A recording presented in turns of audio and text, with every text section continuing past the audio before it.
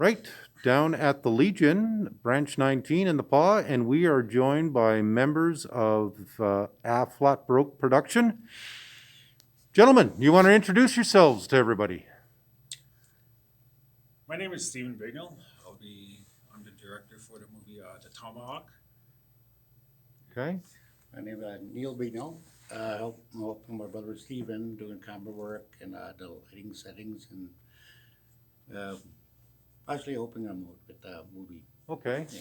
My name's Stuart Matheson. I'm the producer on the Tomahawk. okay.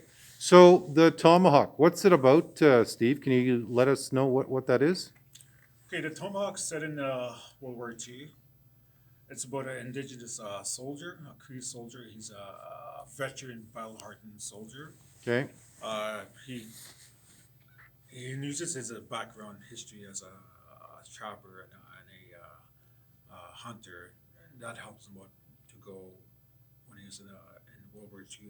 And he's a scout, a sapper, and goes behind enemy lines to scout out the area.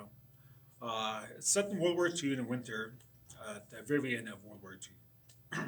So he stumbles across a young German soldier who's a deserter. So he doesn't know whether to take him prisoner or shoot the enemy. So he takes him prisoner because he's just a young boy, mm-hmm. a young 12, 13-year-old kid. He was part of the Hitler Youth. He's a part of the Hitler Youth program when he got drafted into service. Mm-hmm. Because at that time, reading history books about World War II history between Germany, where one side they have the Russians and the other side they have the Allies, so they're closing in on Germany. Mm-hmm. So they, of course, given the history, Hitler had the news. He was getting desperate for a soldier, so he used Hitler Youth and old man, to join his army. So he used those people for his war effort, and he's getting desperate. So he goes after the youth, Hitler Youth. So the character Paul stumbles upon him, and he's a deserter. He doesn't want to fight. He's just a kid. You know, so he takes him prisoner for one night. Uh, During that night, he introduces himself as an indigenous soldier, where the young character Diedrich uh, becomes fascinated of Paul because uh, towards Diedrich he's fascinated with Aboriginal people, indigenous people of Canada and North America, because he only read them in history books and whatnot he could find. So he stumbles across him, and he's very fascinated with seeing one in person.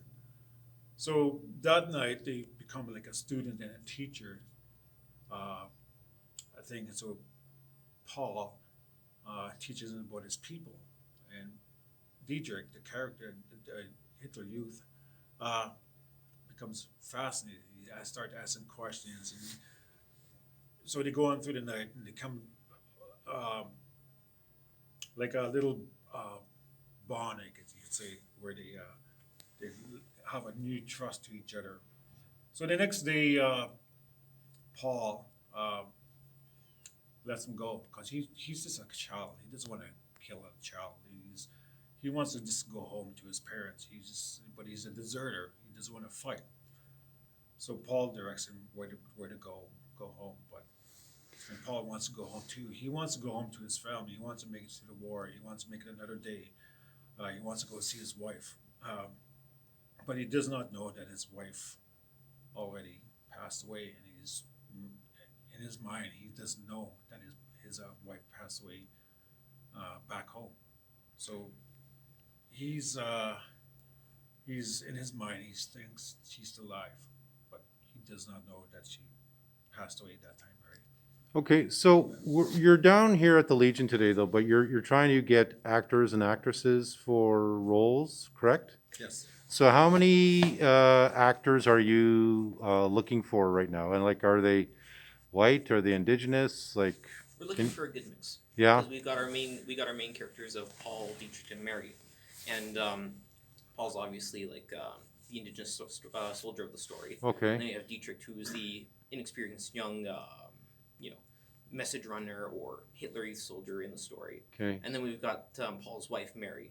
Okay. And then along that, we also are looking for extras for the roles of German soldiers that will show up in the film as well. Okay. So how many people in total are you looking for? About six. 6? Or 7. So it's just a mix, and you're asking people from the local community, obviously, to partake in this. Do they get paid, or is it a per diem, or It they will get a be- lunch, It'll or be a small honorarium. yeah? We Okay. would like to pay people more, but we're working with a very limited budget Yeah. right now. Okay. And So what? so we're hoping to keep it local and get people involved. Okay. So I know you were working on this. Was it last year, year before, Steve? You did a lot of costuming for this movie, but you went in a different direction last year with what was the other movie called? It was called My Son, My Father. Yeah, that's the one. And Yeah. that went into a film festival, did it not? Yes, it did, yeah. Did you win on that one? I or- did not win anything unknown at the moment. Okay. But it was selected in a few film festivals here in Gimli Okay. Film Festival, also the Lumbee Film Festival in North Carolina, Right. and also a few other ones I forgot the Okay. name of it. Also, it was selected in a German Film Festival, Okay. a small film festival. Yeah. But that's something to. So Tomahawk, what are you're hoping to do your shooting in February? You said, right? Yes. Okay. And have you got a deadline on the completion of this film, or? We're hoping to get it out by the end of March. Okay. And is this for entry for other film festivals? Yep. Okay. And which ones are those? There's a wide selection of film festivals. Hopefully, we could put it on into the Gimli Film Festival as well, Okay. and also the what's that one? There's a bunch of Native American film festivals down in Okay. the States that we're hoping to enter as well. So how do you feel about being an Indigenous filmmaker here in the North? Is it tough, easy? You know, do you like? Is there any resources through you, through maybe the province or the feds, or is it everything is just all basically on you? First of all, you gotta have a passion for something like this. Yeah. It's very hard sometimes. Try to look for the resources to do it. Mm-hmm. Sometimes you don't have the resources, so you kind of financially get it out in one pocket at times. Okay. It's a long process sometimes. You have to go in post-production, pre-production, and the 3 stages of that part. It's a lot of work. Lots of time to put into this production. Yeah. It wouldn't be for our mentor in Winnipeg, Sarah Yellowcold, who's also mentoring us, Stuart and I from Winnipeg through the National Screen Institute. Okay. You know, Is there anybody else you want to give a shout out to there that's been an inspiration to you over the years? I would say, what's his name? Chief Dan George. Okay, yeah. He was the first ones to ever make it into films a very long time ago, such as the movie Little Big Man. Mm-hmm. That was a great movie. Okay. Hey, so we are down at the Legion, Branch 19, in the PAW, and you're going to be set up here till 6 o'clock today, correct? Looking for actors and actresses to fill some of these roles. And so if you want to be in a movie and,